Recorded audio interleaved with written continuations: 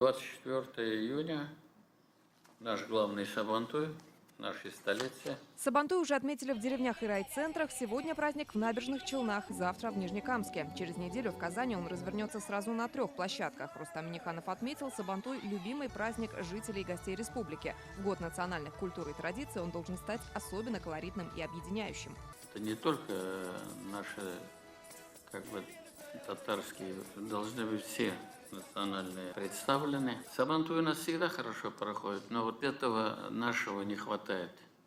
Немножко вернуться назад, как мы собирали подарки, как мы ходили, как мы это ждали, как мы собирались, все родные, друзья. Вот это же очень важно. Он не только праздник, это праздник единения. Раис республики поручил правоохранителям и МЧС обратить особое внимание на вопросы безопасности на праздничных площадках. Отдельно остановился на организации питания, обратившись к главному санитарному врачу Марине Потяшиной. Мария Александровна, вот там проверять нельзя, это нельзя. Питание. Не дай бог. Погода, вон видите какая.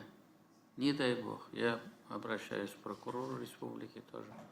Значит, дайте поручения на места, вопросы питания. Не должно быть у нас каких-то непонятных моментов. Казанский Сабантуй состоится 24 июня в Березовых рощах поселка Мирный и Дербышек, а также на озере Лебяжье.